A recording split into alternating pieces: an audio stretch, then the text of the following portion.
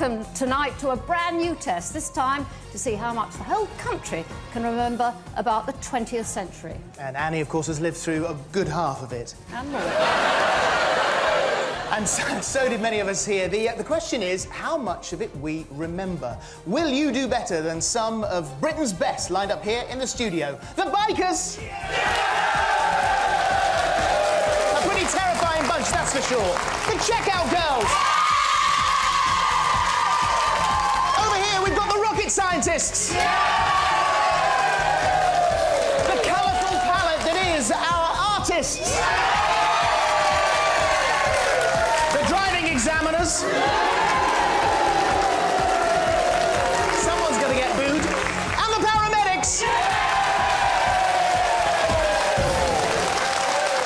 Fantastic groups here tonight. Now, remembering the 20th century might seem like a tough job, but actually it isn't.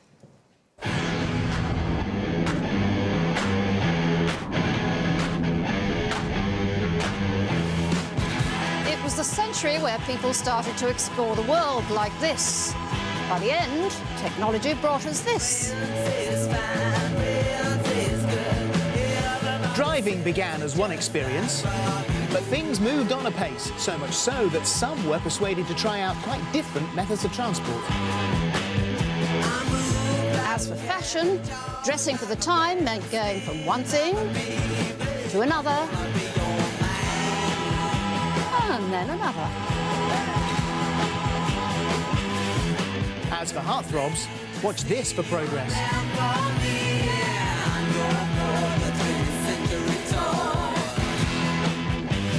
Women, well, they just got more and more exotic. Some had a little extra help. Life on the dance floor moved on apace from the Charleston to the jive.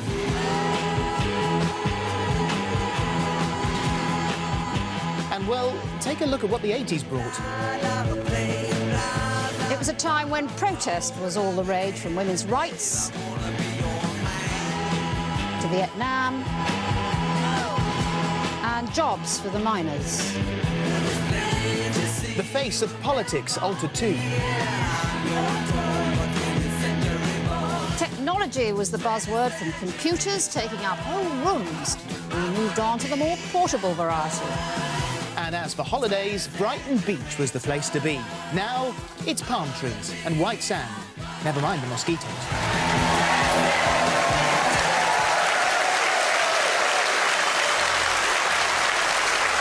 So, get ready to take part however you choose, pen and paper, or if you want to do the test interactively, go on, be brave, try it. Press the red button now, whichever way. The really important thing, do join in. Now, to go online, our site is bbc.co.uk/Testination. Take the test there. Or also you can find a scorecard there, which you could download if you prefer. You could also get one of today's newspapers. That's what you're looking for. There is the scorecard. And the good thing is, more and more are taking the test via your mobiles with SMS or WAP.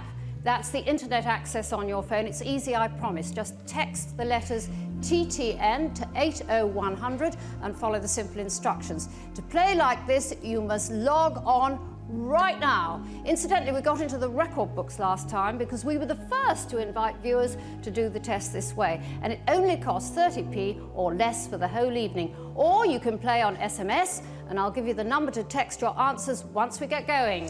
Now, in case you didn't get all that information, we will leave it on the bottom of your screen for a few minutes, and I hope you will agree that our groups are looking particularly fantastic this evening.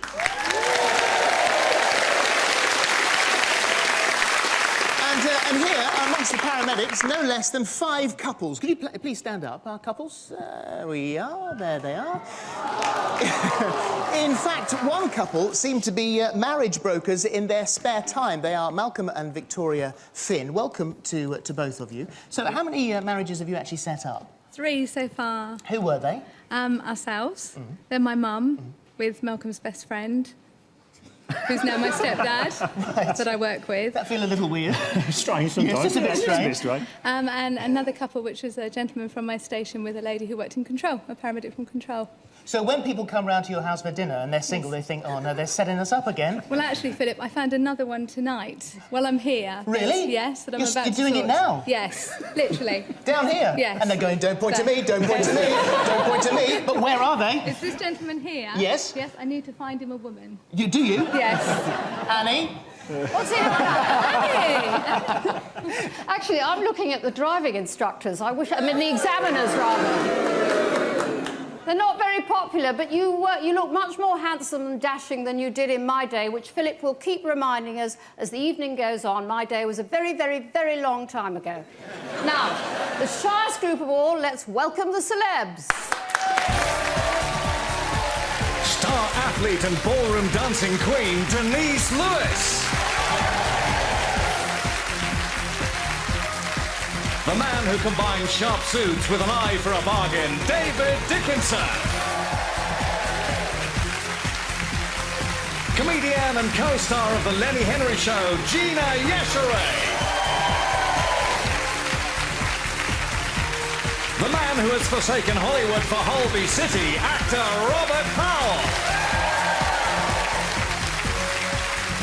Singer, impressionist, and now the sexy Frankie in Coronation Street, Deborah Stevenson. Doctor Who's assistant and Dalek destroyer, actor Bruno Langley. She combines art with being smart. See BBC presenter Kirsten O'Brien. And the man who's made being a charmer his lifetime's work, Leslie Phillips.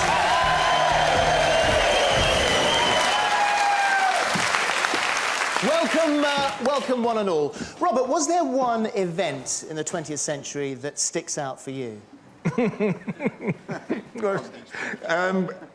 I suppose the Second World War, I think, is the thing that I wasn't involved in it. I may be old, but I'm not that old. But it, yeah, I think that and the chaps going to the moon. And you were also, when you were on stage the night of the 66 World Cup. Yes. What happened there? It was a matinee at the Royal Court. I was doing a play called Ubu Roi with Max Wall. And when they scored what we thought was a winning goal, all the chaps in the flies, the stagehands, made such a racket that the audience heard. And they started to fidget. So we stopped the show and went downstage and said, OK, guys, we'll stop the show for 2 minutes. We've won the World Cup. Well, you couldn't go wrong for the rest of it. No, we got a few laughs after that. Welcome, Robert. Deborah, which year stands out for you? Probably 1989, I think it would have been something like that. Why? With the poll tax. Why is that? Just that was everything was going off because of it, and you were working in a poll tax office. I was working in a poll tax office. Yes, I didn't really want to admit it then. So we had Thatcher to thank for that, and in my part-time I used to dress up as Margaret Thatcher and take it. Why would you do such a thing? It was kind of like a cabaret act that I did, and the impression? The lady is not for turning. Actually, it's very good. Deborah, what was... Is that one of those moments, though, where you thought, I really seriously wish I wasn't working here? Yes, absolutely, yeah. People used to come in and we had bulletproof glass, and sometimes people used to spit at the bulletproof glass, and we'd have to watch the gob running down, which was really unpleasant. Very lovely. What a lovely way to start. And Kirsten, a big event that influenced your teenage years? Of course, I wasn't really in much of the last century. Live Aid, for me, I think. We were all in school at the time, and it was just such a big event. But it became who's going to have the best party. That kind of took over, really. I think Rachel Metcalfe had the best party, and I wasn't invited. And Leslie, we've got a great picture of you here. Yes, oh yes. We'd love to show you this picture, which is really well. You'll see. It's look at that. Dashing always. Oh my God! Yeah. Hello, old chap. Annie. Now, of course, we have to have some Clever Clogs commentators to help guide us through the evening. And tonight, we've been joined by a man who's had a ringside seat, albeit a very big one, for many of the events we're going to be featuring. The politician, please welcome him, Nicholas Soames.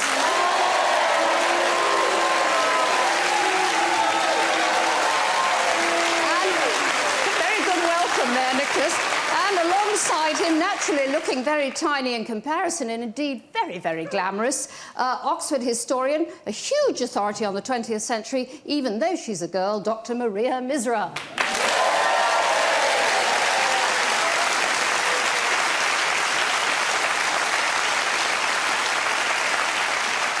Welcome, Nicholas. I'm terribly glad you finally moved over from those boring programmes like Newsnight and Panorama. You've welcomed you to showbiz tonight. Well, it's a great relief. Yes, much more fun. Now, can you give me an idea of your take on the last century?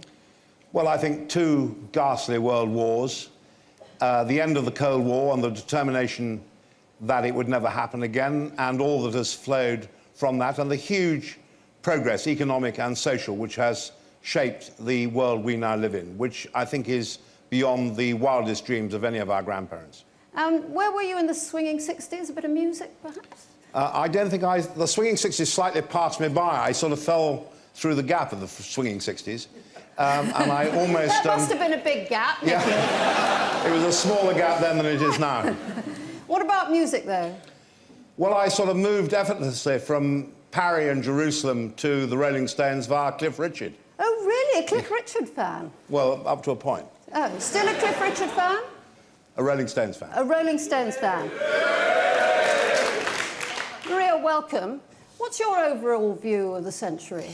Well, I think it's the century of ordinary people. It's the century when people like Nicholas stop being in charge of everything, finally.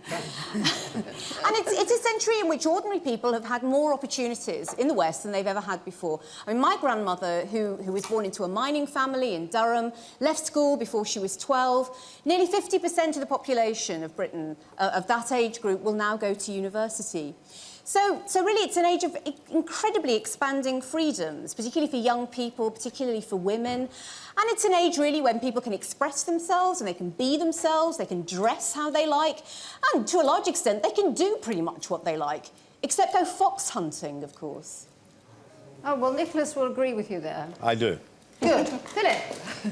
Now then, for the budding WAP brigade, this is what you need to do. You will have logged on by now. You need to press the start button at the beginning of every block of questions. Then choose your answer option as they automatically appear on your mobile. We'll remind you when to press start. And as we said, it won't cost more than 30 pence to take the test like this. It's easy and it's also great fun to do it this way. Now, let's just make sure the texters know what they have to do to take part in the test tonight. Use a blank message page for each section, switch off the predictive texting, type in an answer, A, B, C or D for each question, upper or lowercase, doesn't matter, but please don't miss any answers out. Then send the string of letters to the number I'll give you. It'll be the same number all evening. Do that for each section of the test. And at the end, you'll get your individual score text back to you, and the messages are charged at your usual rate. Button pads at the ready. Are we ready here in the studio? Yes, pens, pencils, handsets, computers, mobiles, specs to hand.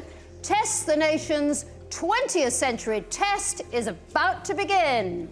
The test is in 5 sections, 70 questions, 4 possible answers from A to D for each. And we're going to start with some years where big events dominated. Watch the pictures and guess the year. 3 questions, 15 seconds to answer each. WAP users, stand by now.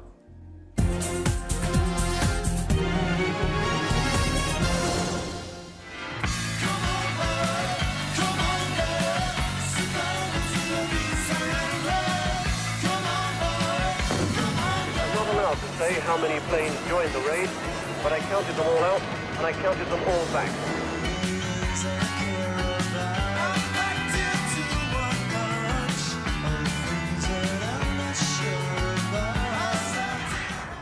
Question 1. What year was that? Was it A, 1972, B, 1977, C, 1982, or D, 1987?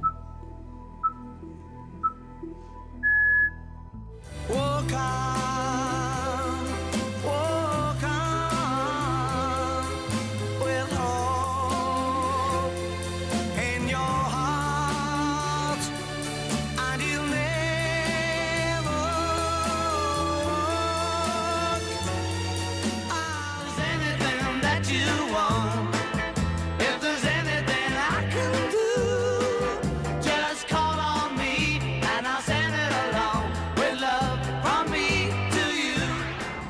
Question 2, what year was that? Was it A, 1958, B, 1963, C, 1968, or D, 1973?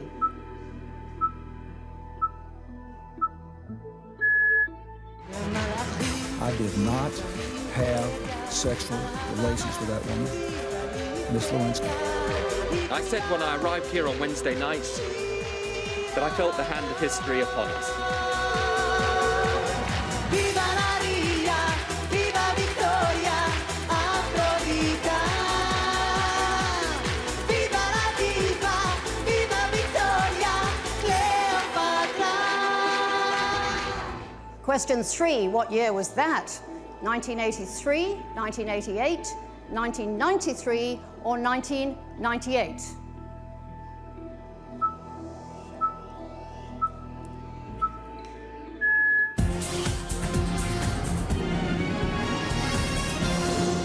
You know, I can always hear a sigh of relief when we get through those first few questions.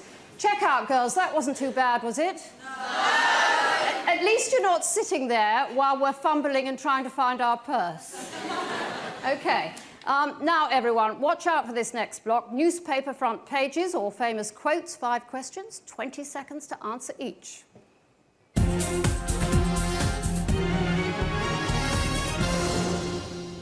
Question 4. I don't think there'll be a woman Prime Minister in my lifetime. Who predicted this in 1973? Was it Barbara Castle, Enoch Powell, Edward Heath, or Margaret Thatcher?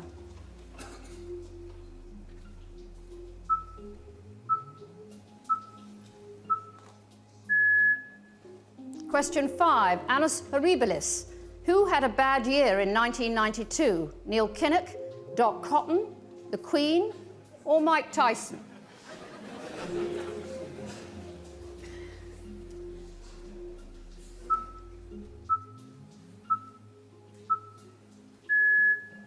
Question 6, just not cricket. In the 30s, the England team caused a row in Australia by bowling at their opponents' bodies. What was this called? Rib breaker, body line, War of the Ashes, or Bradman's Battle?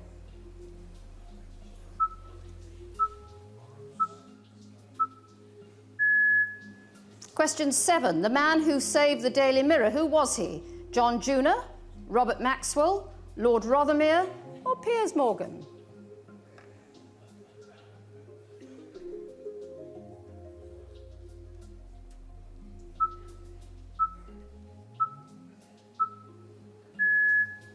Question 8, Peace for Our Time in 1938. Who claimed that? James Ramsay MacDonald, Stanley Baldwin, Clement Attlee, or Neville Chamberlain?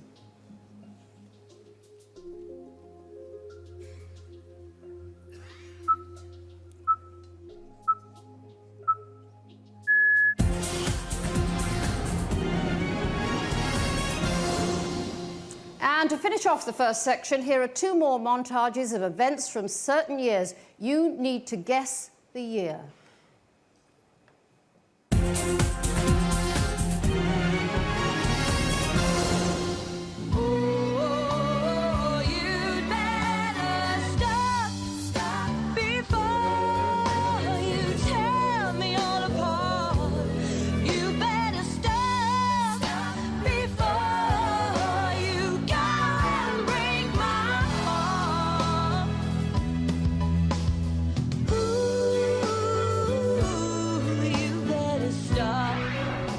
Question 9, what year was that? 1984, 1989, 1994, 1999.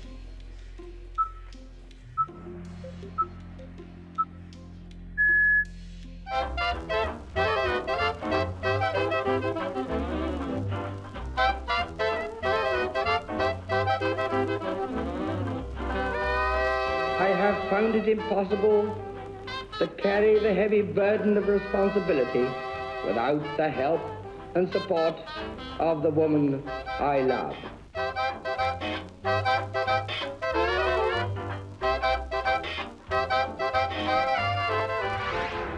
Question 10. So name the year. Was it 1926, 1931, 1936, or 1941?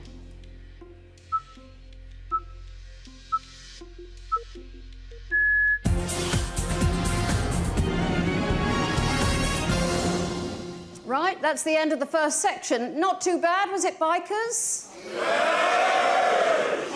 I must say they look pretty scary close up in all that leather. Now, those taking the test via SMS on your mobiles, here's the number to send in those first string of letters. You should have 10 letters waiting to go. The number is 07797 808 600. And let's see how the groups are doing. Philip. Well, we've got some people here who've made the headlines in their own way amongst our groups. One of them, Colin Pillinger, the head of the Beagle 2 Mars probe mission. We were waiting with bated breath for these incredible pictures of the surface of Mars. It never quite came together, did it? No, well, we looked at everything that we thought might have happened, but we couldn't find anything that couldn't have or shouldn't have worked, so we blamed the weather in true British fashion. And you are, I know, working on something else. We'll come back to you later on because you've got a very exciting project. Of course we have. Of course you have. And it's going to work this time, isn't it? Yes. Absolutely. Yeah, we'll see you in a few minutes. And on the other side here, we've got Doug Fishbone. Let's have a look at this headline, Doug. There you go. Right. Artist is a fruitcake. But you were quite happy with that, weren't you? Yeah, I was. I actually built a mountain of about 30,000 bananas you see on the screen. There it is. In Trafalgar Square. Yes, why would you do such a thing? That's a good question. Well, I thought it'd be interesting just to take one of the most famous spaces in London and a very everyday item like a banana and combine the two and just see how the city responded. And how did the city respond? I got some very strange responses. Some people turned up in gorilla suits. Other people told me I was insane. And that same newspaper told me I deserved to be kicked in the plums very hard. You can't win them all. What happened to your bananas afterwards? Well, actually, we had them up for the whole day, and then at about 4 p.m., I just gave them away to the audience. How long did it take for them to disappear? 1 hour. 1 hour and all those bananas disappeared? That's about 6 tons of bananas, so Londoners like free things as well. What can you do? Right, Annie. Now, Denise, of course, you've been making headlines for a long time. 4 gold medals, but we've got a picture here which we think is you in your most eye-catching outfit. Oh, my God. No, I mean, you look wonderful, but actually, it's not quite what it seems, is it? No, that was a year I decided to have my body painted. Quite tasteful, So you've got no clothes on, have you? I have some clothes on. Oh, do you? How disappointing. You have to look very carefully. Right, but most of it's paint. Most of it's paint. Was it Very uncomfortable? Very cold. And the brush was tickly. And why did you do it? Why did I do it? Well, because I'm a kind of a loyal subject. My sponsors at the time, who you can see on there, actually asked me to do it, and I said, yes, I'll have a go. Well, you look lovely there. You should try it, Anne. Yes, I don't think I've got quite the figure, though, Denise. Now, I want also to show that wonderful triumph from 1994. Just stay behind the line. Well done, Denise Lewis. Now then, what about this? She really caught one there.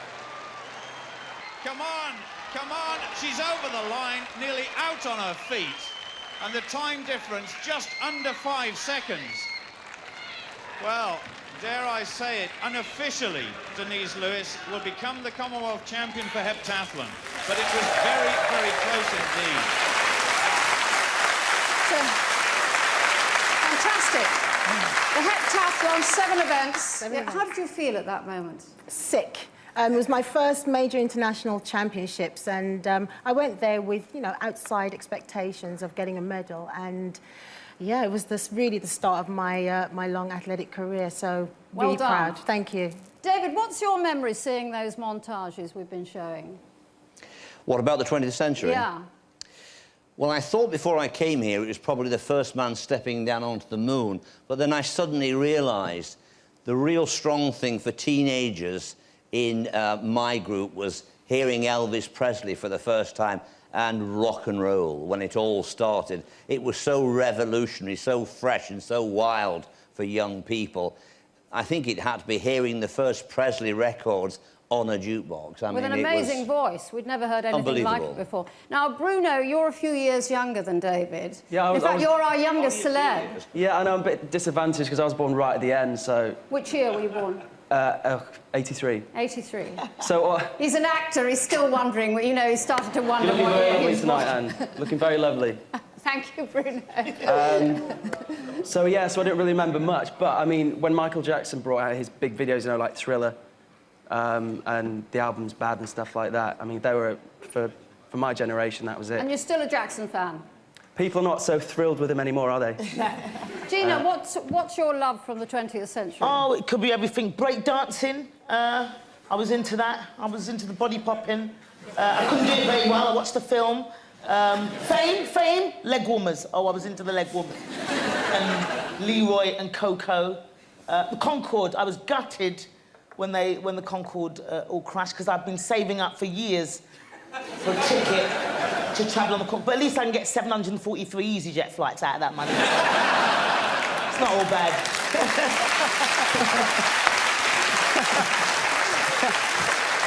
Maria, we saw in that first montage there some extraordinary events. What sticks out for you? Well, I suppose the Diana phenomenon sticks out, really. You showed her getting married in 1982. And I suppose, really, I mean, Diana really marks the victory of celebrity over royalty. Because I think, really, what people loved about Diana was her common touch, you know, the fact that she took her children to Alton Towers, the fact that she danced around to Wham records. And I suppose the other thing that she symbolises is really, you know, the end of the British stiff upper lip. Because I think what Diana brings is definitely the trembling lower lip. Nicholas, you had a lot to say about Diana, and that's putting it politely. But did you see a change, a shift in the way we respect the royal family at that time? Well, I'm rather in favour of the stiff upper lip, actually.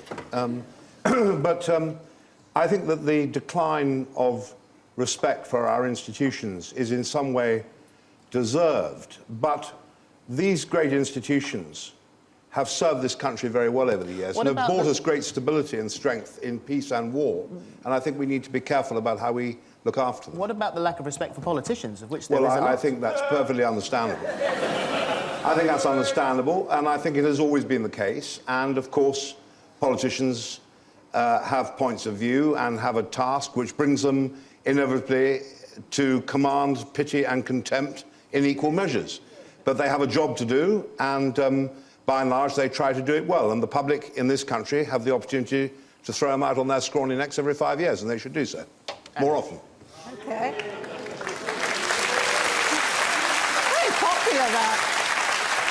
OK, we've heard what people in the studio made of the 20th century. Let's have a look how comedy writers chronicle the times. Pack up your troubles in your own kit bag and smile, smile, smile. Permission to ask a question, sir? Permission granted, Baldrick, as long as it isn't the one about where babies come from. No, the thing is, the way I see it, these days there's a war on, right? And ages ago there wasn't a war on, right? So there must have been a moment when there not being a war on went away, right? And there being a war on came along. So, what I want to know is, how did we get from the one case of affairs to the other case of affairs? Do you mean, how did the war start? Yeah. I wonder if the government should return to the gold standard. I think it should. Good. Then we're all agreed. But oh dear, what's this? One of the women is about to embarrass us all. I think the government should stay off the gold standard so that the pound can reach a level that will keep our exports competitive. The lady has foolishly attempted to join the conversation with a wild and dangerous opinion of her own. What half-baked dribble. See how the men look at her with utter contempt. Then we're going home. Women, know your limits.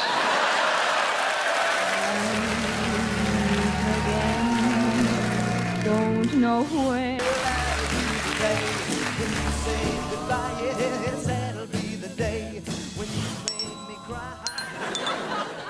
Hello, Carvers. This is Gladys Pugh, your Radio Martin announcer. Well, this is the moment I've been dreading. I have to say goodbye. Your holiday is over, and you are going home. And it's the last time you'll be hearing my voice. I feel as though I know you all personally, and I'm losing old friends. So, from all your entertainment staff, and not forgetting your resident orchestra, Bert Swanley and the Debonaise, it's goodbye and Heidi hi!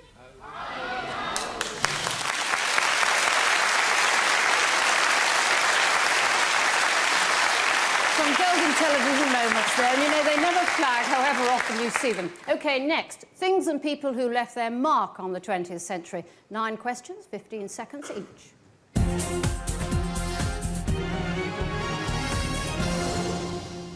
Question 11. Which flower is associated with World War I? Is it the poppy, the forget-me-not, the rose, or the lily?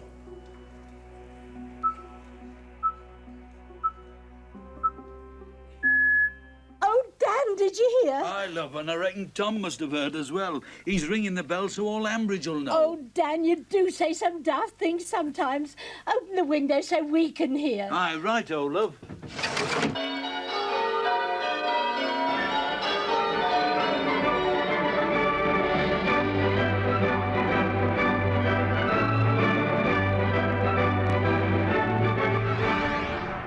Question 12, that was The Archers, Britain's longest-running soap. What year was it first broadcast nationally?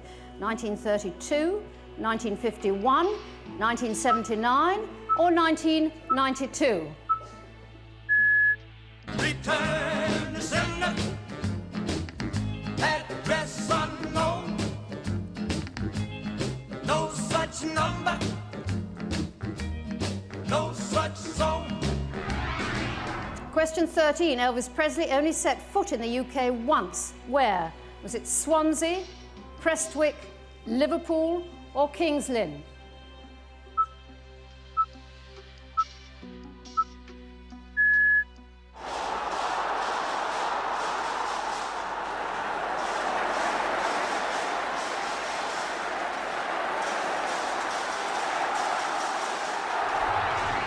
Question 14. England made history by winning the World Cup in 1966, but which Bobby was the team captain? Was it Charlton, Robson, Moore, or Gould?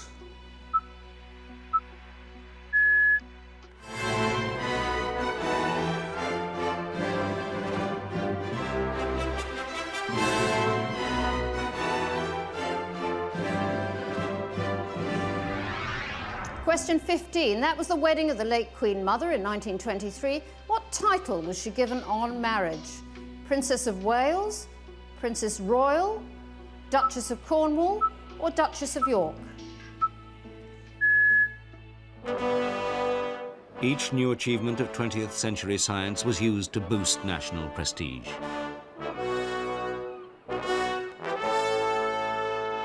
Britain believed it had beaten the world with the largest passenger ship ever made, the Titanic, so advanced that she was said to be unsinkable. Question 16. Where was the Titanic built and launched? Was it Newcastle, Belfast, Glasgow, or Brighton?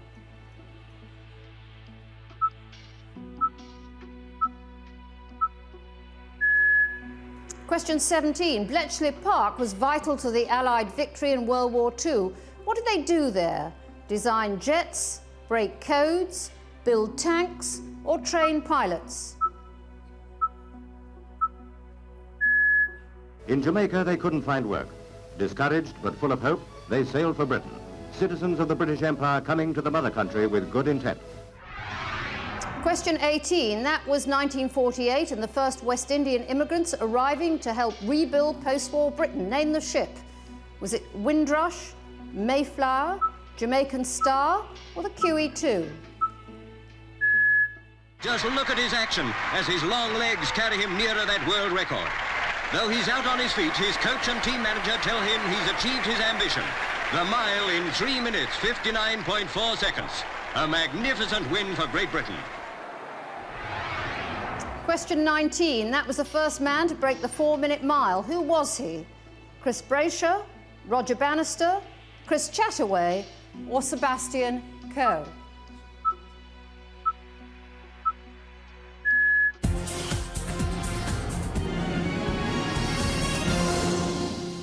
And that was a long bit. Driving examiners, how are we doing?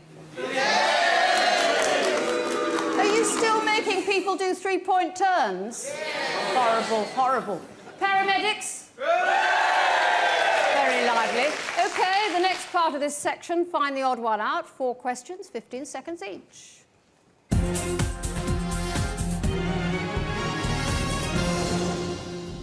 Question 20. 3 of these newspapers started in the 20th century. Which one didn't? Today, the Daily Mail, the Independent, or the Sun?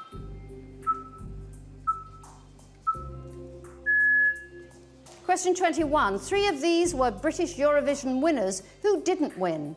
Sandy Shaw, Lulu, Cliff Richard, Bucks Fizz.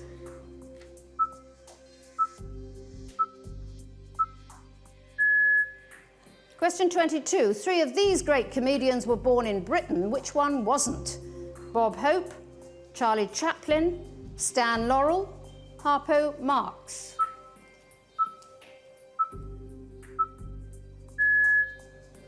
Question 23. The name Gandhi dominated India through the century. Which of these was not related to the others? Rajiv, Sanjay, Indira, Mahatma.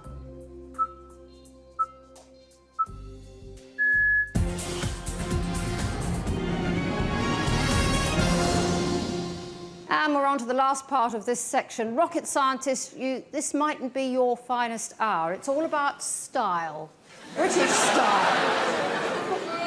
But actually, you are doing very, very well. What I want to know is, do you all work on the same rocket? Oh, there's more than one rocket, OK. 4 questions, 20 seconds each.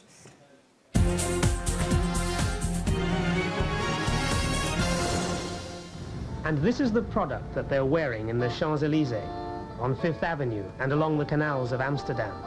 Simple, cheap, stylish, old-fashioned clothes from a village in mid-Wales.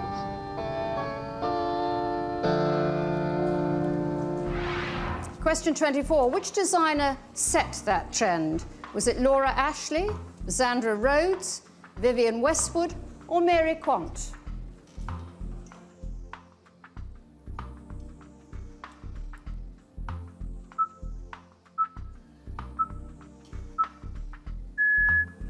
Question 25. Giles Gilbert Scott designed Battersea Power Station and Liverpool's Anglican Cathedral. Which of these was also his?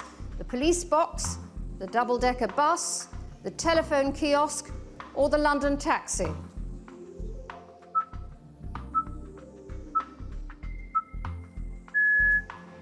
Question 26. Who painted this self-portrait? Tracy Emin, Francis Bacon, Graham Sutherland, or David Hockney?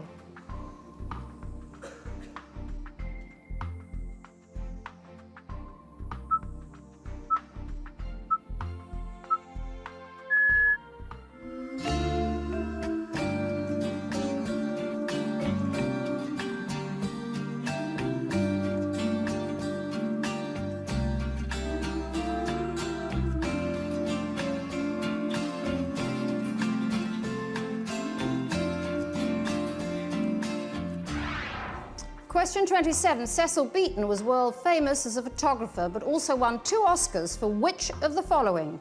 Costume design, acting, producing, composing.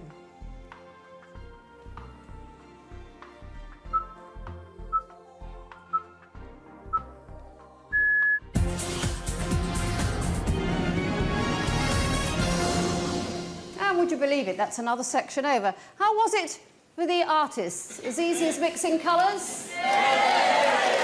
OK, texters using SMS, here's the number, same all evening. You need to send the next string of 17 letters to 07797 808 600. Philip. Quick update. Nobody in the studio has got them all right, rocket scientists. And also, the celebrities are rubbish. There was a bit of fashion, obviously, in that section, and some of our groups have been very kind to bring some of their pictures along. Have a look at a little section here. Here we go. Right, here's a picture. And who do you think that picture is? Would you please stand up? Peter Barron. And there he is. Over onto the other side of the studio now. Check out, girls. Here's a group of ladies. Have a look at them. Lovely. And here's a picture. And who's that? Stand up, please. Pat Kennedy. And now back to the artists. Over here, another likely group of people. All right, and here's a picture for you. Oh, my goodness. Stand up, Jed Pascoe. He's still wearing them, apparently. Annie. OK, we're going to have another sideways glance at the last century through comedy writers, starting with one of our celebs sorting out his look in the swinging 60s. There she was, just walking down the street singing.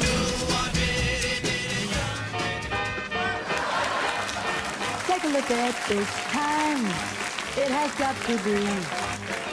This time, he'll be good to me. No crime, just to let him know. This girl is in love with him so. One chance, and I'm gonna say, take a look at me. Can I help you, sir? Yes. I want to get something with it to wear at a dance. For your son? What size?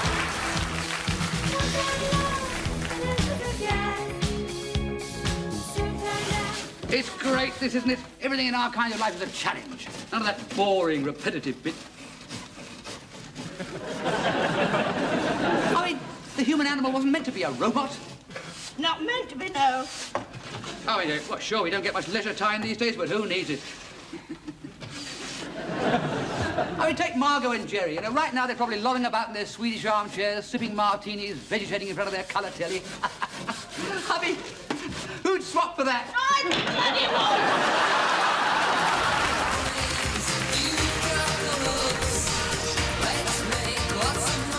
When you look round here, this place is full of yuppie sorts. Yeah, we can't go wrong here. All we've got to do is learn their language. Why, they're foreign, then? No. It's just that they're yuppies. They don't speak proper English like what we do. I mean, I've been ear-holding them. It's all yar, super and fab and all that game. Yeah. And they love to talk about money. It's their favourite subject. I mean, you chat about money and you can't fail to impress them. Yeah? Yeah, God's honest. I saw one of them old £5 notes the other day.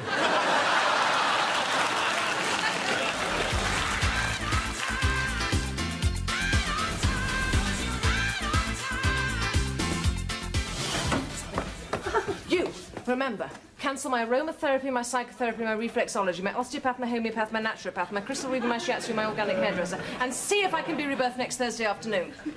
Consider it done.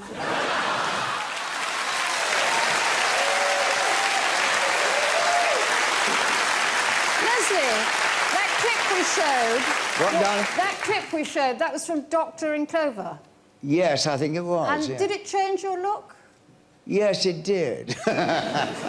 Yes, I changed my entire style because I bought the clothes at the end of the film and changed all the way I used to, work. And you don't look very different today from that was I how many know. years ago? Isn't it fantastic? Neither do you, darling. No, I know. Gina, any fashion experiments that went wrong for you in the last century? Oh, it was definitely the leg warmers, rah-rah skirts, all that stuff from the Fame movie. That's what I was into. Walking around Bethnal Green with multicoloured stripy socks with Dr. Martens. I got beaten up a lot.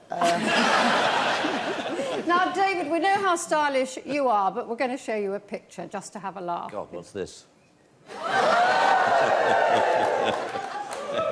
Go on, tell us it was for charity. I think it was. It was the Radio Times for charity, you're right. Quite a He has got a lovely teddy. Quite a large teddy bear, I noticed. Very good. Philip. Before we move on, I'd like to share this with everyone. Here we go. Have a look at this. Oh, there you go. It's so embarrassing. That is awful. That is awful. It's a lesson never to be a bridesmaid after you're about 22. I'm afraid that's Derek Jameson's wedding a long, long time ago. You look like you should be on top of a toilet roll. I look as if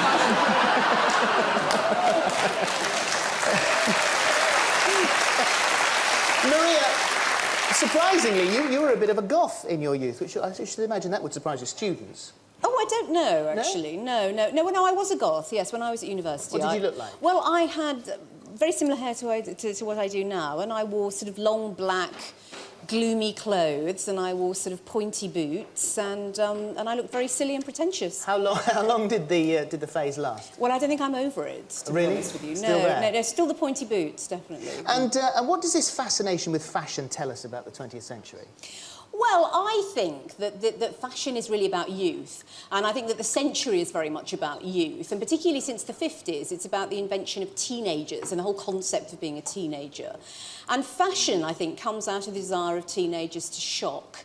And so you get teddy boy outfits, you get scruffy blue jeans in the 60s, you get punk, and now you've got hoodies, of course. But the real problem, I think, that teenagers face is it's increasingly difficult to shock your parents, because your parents want to look young too. And so, of course, you've got old-age pensioners now in blue jeans, and you've got Armani designing hoodies, and I think basically there's only Nick left to shock. Grannies in hoodies. Whatever next. Annie. OK, on to section 3.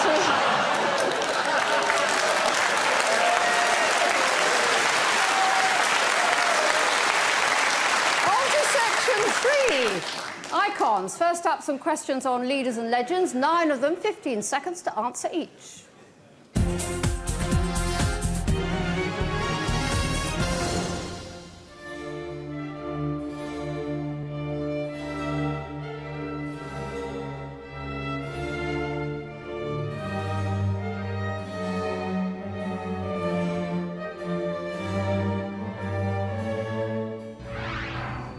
Question 28. The 20th century saw the end of the Victorian era. In which year did the Queen die? Was it 1901, 1905, 1911 or 1914? Question 29. Which of these phrases was first used by Winston Churchill?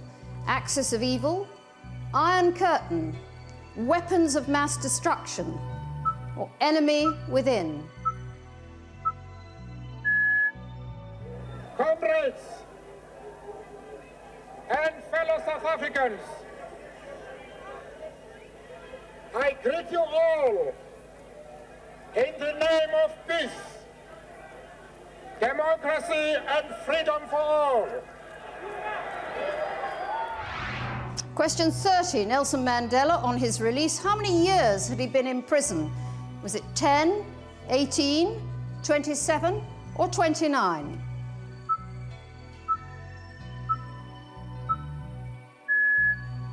Question 31. Which Soviet leader gave the world the terms perestroika and glasnost? Was it Brezhnev, Khrushchev, Andropov or Gorbachev?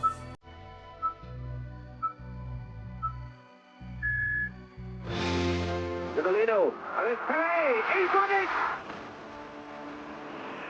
Oh yes, Pele! After this one, they will never predict against Muhammad Ali. Never again.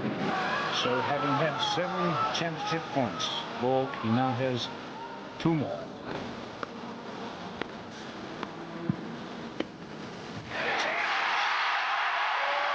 Lewis, clearly the Olympic 100-meter champion.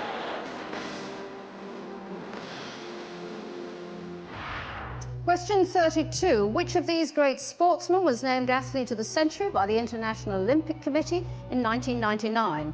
Was it Pele, Muhammad Ali, Bjorn Borg or Carl Lewis? Question 33. Mother Teresa devoted her life to the poor in India. What nationality was she? Italian, Albanian, Indian or Irish?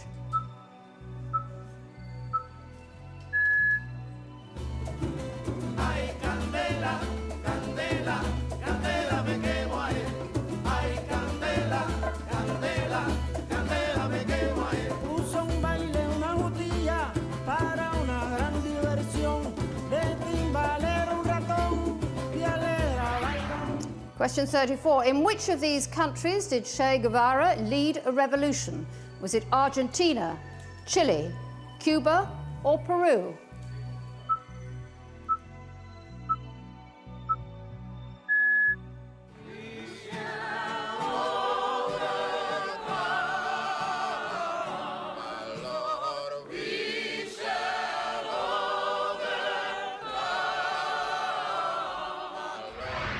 Question 35. Rosa Parks became a hero of America's civil rights movement by refusing to give up what? Hunger strike, seat on the bus, a sit-in at the White House, or preaching in church? That's one small step for man, one giant leap for mankind. Question 36. Neil Armstrong became the first to walk on the moon. Who followed him? Michael Collins, Buzz Aldrin, Yuri Gagarin, or Buzz Lightyear?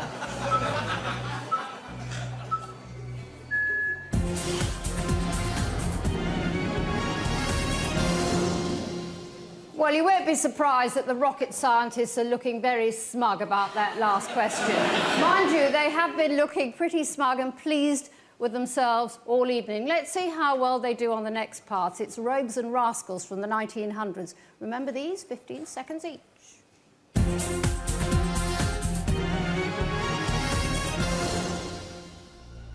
I, Nicholas Leeson, have lost 50 million quid in one day! Question 37. That was Ewan McGregor as Nick Leeson, the man who brought down a banking dynasty. Bearings was sold off for how much? £1 million, 1,000, £100, or £1? Question 38. Which scandal was uncovered by Carl Bernstein and Bob Woodward? The Iran-Contra, cash for votes, Watergate, or Profumo?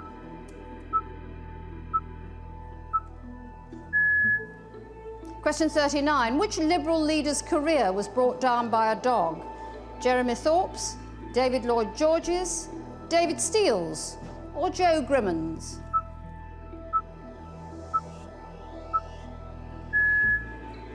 Question 40. Michael Fagan broke into the Queen's bedroom, sat on her bed and asked for what? A cigarette, a sandwich, a gin and tonic, or a cup of tea?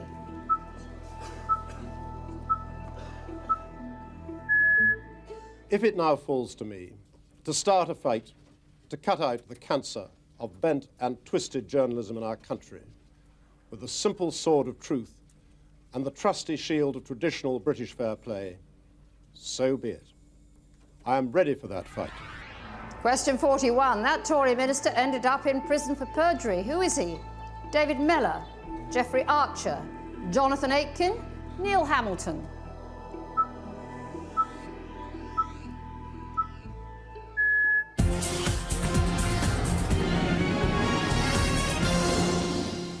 And for the last part of this section, questions about words and music from the same era. 6 questions, 15 seconds each.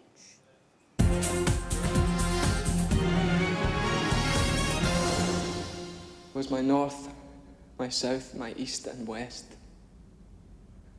my working week and my Sunday rest, my noon, my midnight, my talk, my song. I thought that love would last forever. I was wrong.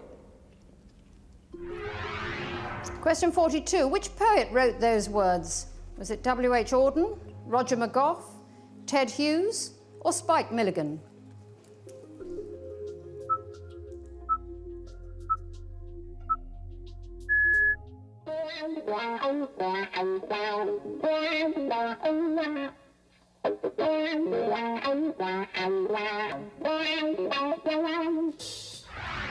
Question 43. Woodstock was the high point of the hippie movement. It was billed as 3 days of peace and what?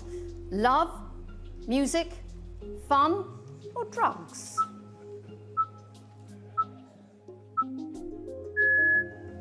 Question 44. Jacqueline du Pré was one of the greatest musicians of the century. On which instrument? The piano, the violin, the cello, or the harp?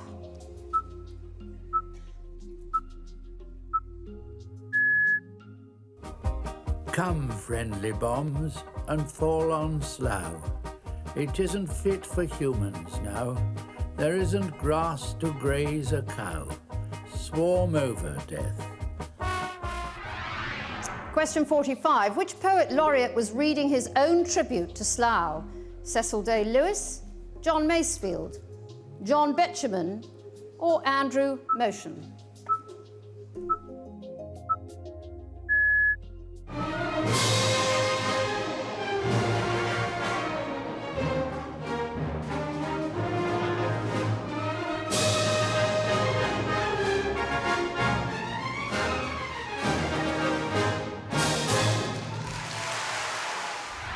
Question 46. In 1961, that man fled the Soviet Union to make his name in the West. Who was he?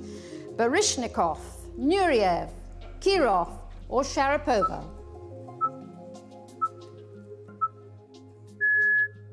You make me feel so young. You make me feel so spring has sprung. And every time I see you grin, I'm such a happy individual. Question 47. What was the nickname given to Frank Sinatra's circle of friends? Wolf Pack, Brat Pack, Rat Pack, or Flat Pack?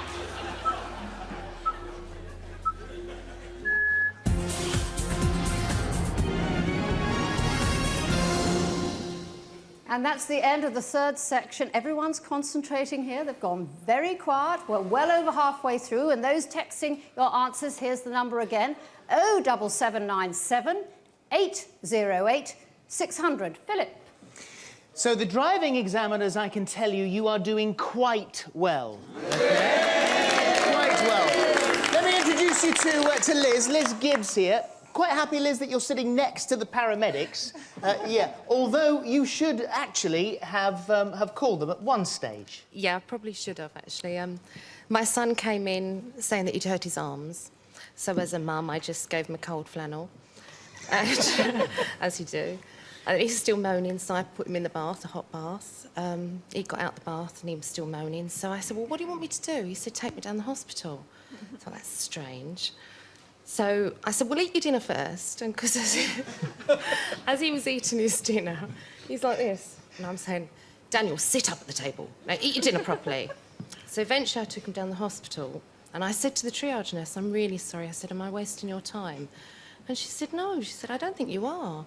So within seconds, we got whisked into the X-ray, and then the doctor come out, and he ended up having emergency operations and smashed both bones in both arms. He couldn't even pick up a knife and fork. I did apologise. I did say, look, Danny... You apologise? He does love you.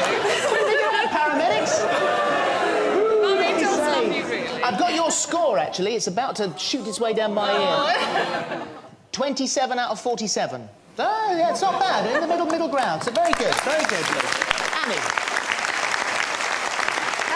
And do you know what? The time that Robert Powell's had in Holby City, it's done wonders for him. He's leading the celebs. Well done. Do we have a score? I'm not going to tell you what your score is, but you can be quietly confident at this stage. Nicholas, I wanted to ask you a question about your grandfather, Winston Churchill. What are your memories of him? You got a particular memory? Well, my memories of him are really of a very loving and devoted grandfather. I was a child when I grew up beside him. Nicholas, you're not going to get away with anything with these bikers here this evening. You have to take them on. Well, it was a very stupid remark on my part, but I was not until I was 12 or 13 that I realised that he was, in fact, an exceptional person at all. I grew up just believing him to be a very affectionate grandfather. And did you see him very often? Were you able to sort of sit on his lap? Did he read you stories? Yes, I saw him a lot. I managed once to, indeed, to get past the sort of security outside his bedroom and get into his bedroom. And he was sitting there propped up on his pillows reading the newspapers, and he sensed that someone was in the room, and he put the newspaper down and saw it was me, aged about 6 or 7, and he said, "What do you want, boy?" And I said, "Grandpapa, is it true that you're the greatest man in the world?" And he said, yes, now bugger off. Tell me, was the security like that in those days? Did he have a security guard? No, but there was someone there to stop tiresome grandchildren getting into his room. OK. Right, Philip, where are you? I'm over here. Robert, did you meet any of the legends that we saw in our clips and montages? Yeah, I got Sinatra's autograph at the Albert Hall once. Yeah, it was a... Babs and I went to see a concert there, and we were given these all-areas passes to go backstage and meet him, which we thought was terrific until we got back and found that about 50 other people had got them as well, so it was hardly exclusive. But we did manage to squeeze through and get an autograph. Charismatic, enigmatic when you got there? The best, the governor, the top. I mean, one of the greatest singers of the 20th century, I would say, of his type. I think I was in awe. Annie. And we're going on to section 4, living and lifestyle in the 20th century. First 5 questions on travel and communication. 15 seconds to answer each.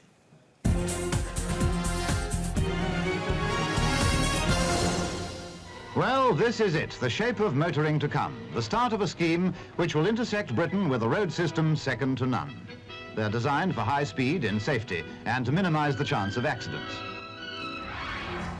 Question 48. Britain's first motorway was a stretch of bypass. Which town did it avoid? Was it Preston, Bangor, Stirling or Nottingham?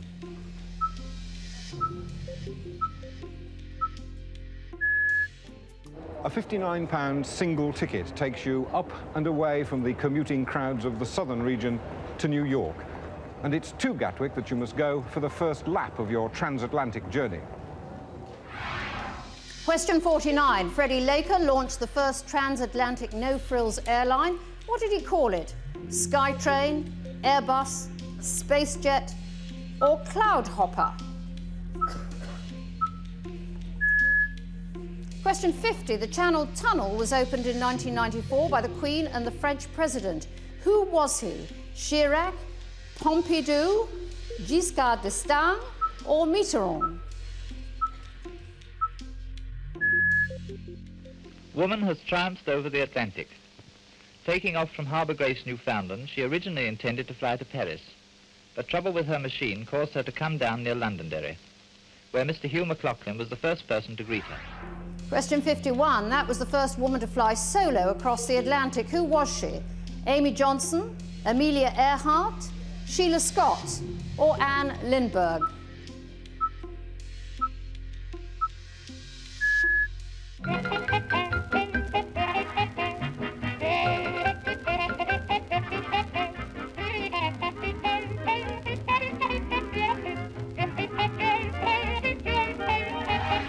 Question 52. That car was the first in the world to be built on a production line. What company made it?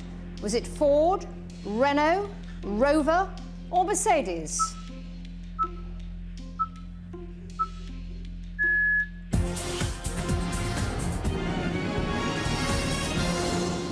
And on to the next part of this section, everyday inventions. 4 questions, 15 seconds each.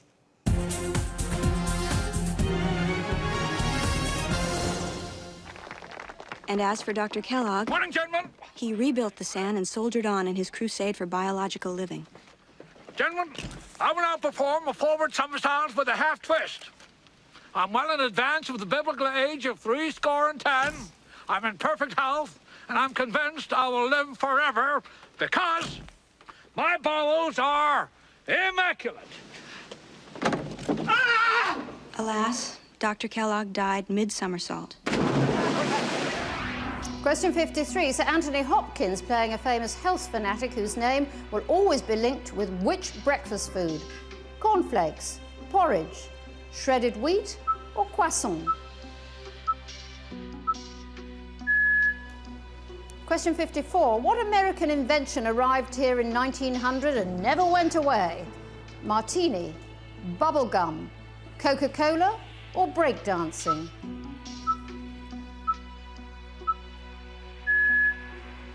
Question 55. What accessory was the size of a large brick and cost over £1,000 when it first appeared? The mobile phone, the hairdryer, the calculator or the personal CD player? Question 56. What first appeared in New York shops in 1940? Nylon stockings, false eyelashes, stiletto shoes, or the polka dot bikini?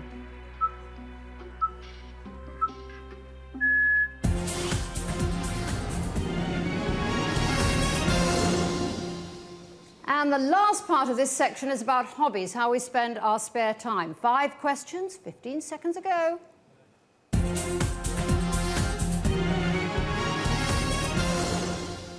If you got the blues, I got some news. Join in the fun in your blue suede shoes on the holiday rock. Holly, holly, hidey, hi, holiday rock. Hidey, hidey, hi, holly, holly, ho. Go, go, go to the holiday rock. Question 57. Who opened his first holiday camp at Skegness in 1936? Was it Fred Pontin, Billy Butlin, Harry Warner, or Joe Maplin? Beneath the trees where nobody sees, they'll hide and seek as long as they please. That's the way the teddy bears have their picnic. Question 58. The teddy bear was introduced in the 1900s. Who was it named after? Edward VII, Theodore Roosevelt, Edmund Hillary, or Teddy Sheringham? But he's coming up to the line to win it like a fresh horse in great style. His hat's off and a tremendous reception. You've never heard one like it at Liverpool. Question 59. Which horse made sporting history by winning the Grand National 3 times? Arkle, Shergar, Desert Orchid, or Red Rum?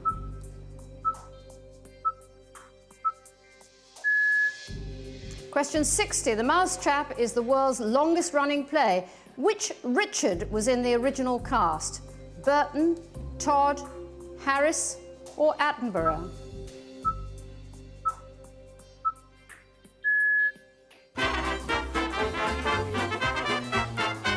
Oh, the factories may be roaring with a zoomer-like and wee, but there isn't any roar when the clock strikes 4. Everything stops for tea. Question 61. Who launched mass catering with his first corner house? Was it Joe Tetley, Joe Wimpy, Joe Lyons, or Joe Egg?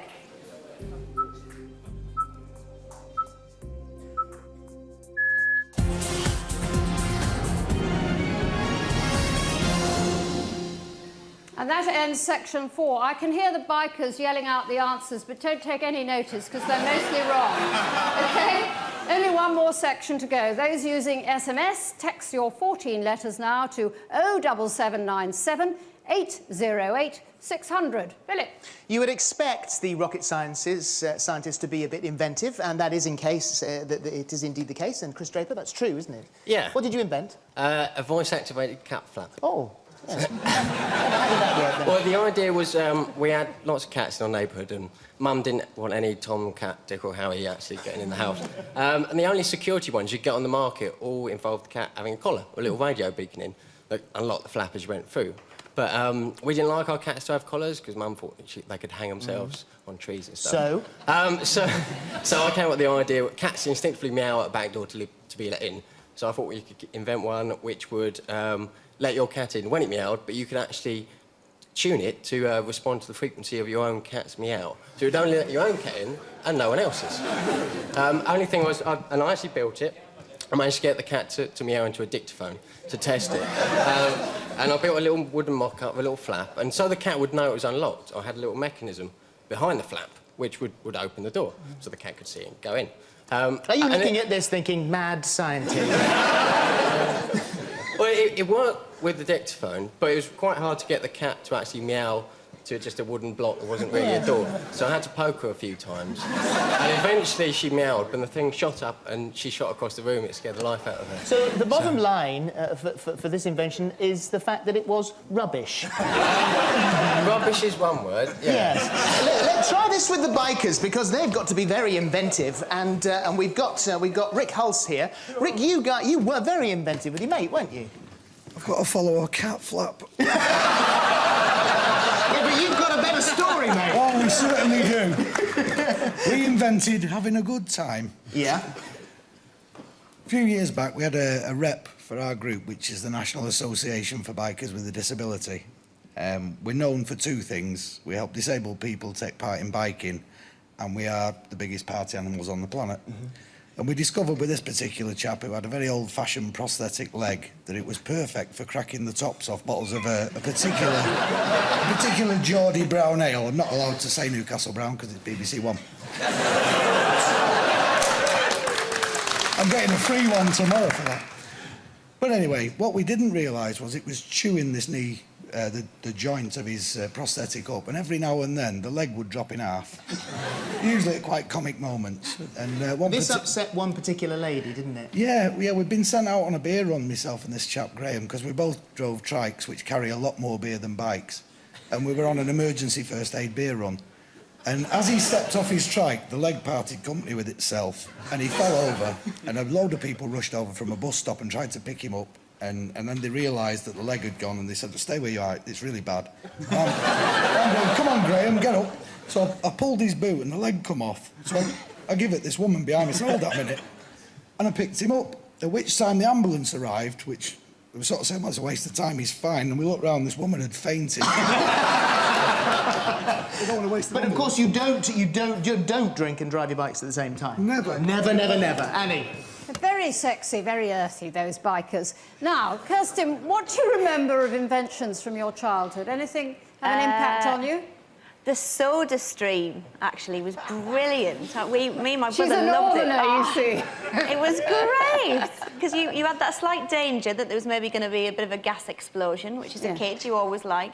And then me and my brother made my mum buy Jungle Juice, which was luminous green and meant that the two of us spent most of the 80s just completely hyperactive on Enum, was just like, ah! So yeah, that was the Soda Stream, brilliant. How about you, Gina? Oh, it's got to be the Sinclair C5. Really? Oh, yeah, I saw that and I thought, that has got to be better than a chopper. And, wait. Not the motorised chopper. She likes machines. That's what On got me to the into last bikes. section. A look at new things that happened in the 20th century. Some you'll note work better than others. 4 questions on breakthroughs and discoveries. 15 seconds for each.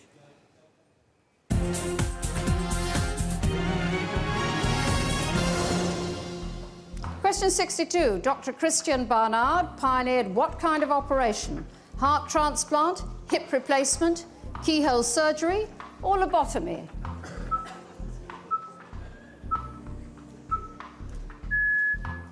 Question 63. Carl Desiree's work led to the invention that was said to have liberated women. What was it? The contraceptive pill, the vacuum cleaner, the washing machine, the credit card? Question 64. The World Health Organization declared which disease extinct in 1980? Smallpox, chickenpox, tuberculosis, or influenza? Question 65. At the beginning of the century, Einstein developed his theory of relativity. Which formula is part of it? Is it A, B, C, or D?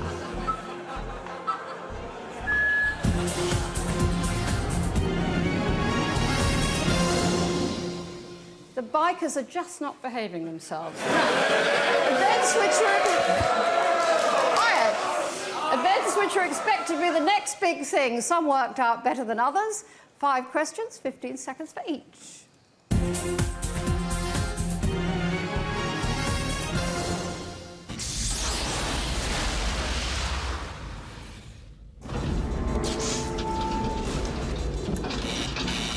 Hey, we've got a problem here. What did you do? Nothing. I stirred the tanks. Whoa. Hey. This is Houston. Say again, please. Houston, we have a problem. Question 66. Which Apollo mission almost ended in disaster?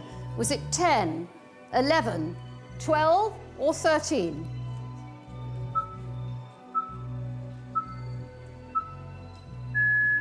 We can't protect ourselves from nuclear weapons. And that's why the president wants to build a peace shield.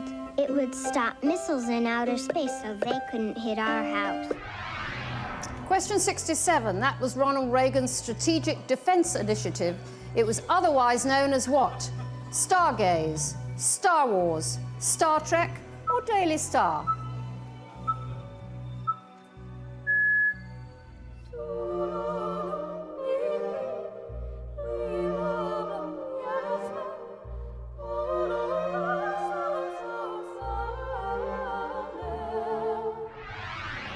Question 68. Concorde revolutionised air travel, but was a commercial failure. How many were built? 5, 20, 50, or 100?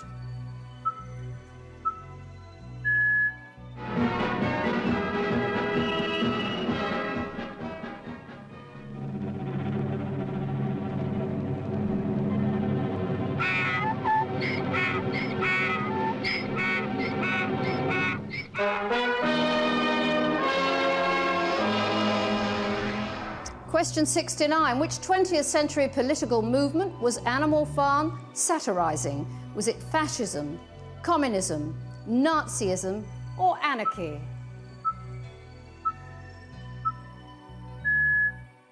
The Buckley family are preparing for the worst, stockpiling essential supplies at their home in East Devon, worried about the impact of the millennium bug. Okay, question 70. The century ended with that global panic. How was the bug better known? Y1999, Y2K, MB1, or YOY?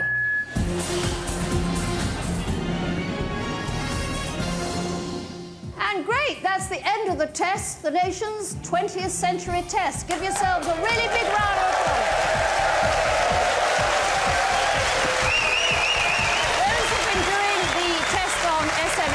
Here's the number again for texting the last 9 letters. Same number, 07797 808 600. Online, interactive and WAP players will get their scores as well. Also, we're bringing you some great facts about how you've done this evening, quite apart from seeing whether, for the 12th time in a row, the men have beaten the women. Obviously, Annie, this happens every time. We don't know yet. Yes. And also, we'll tell you about our Identikit 20th century experts as well. That's a little bit later. We'll be back after the news with all the answers and plenty more like this. Come friendly bombs and fall on Slough. It isn't fit for humans now. Right, I don't think you solve town planning problems by dropping bombs all over the place, so he's embarrassed himself there. Next. Coming up in 25 minutes, can the checkout girls puncture the biters' chances of winning? Will the examiners make the paramedics sick as parrots? It's not rocket science, but will the artists draw a line under the boffins' ambitions of victory? And who'll be the top celebrity? All this and more in the 20th Century Test Part 2 after the news.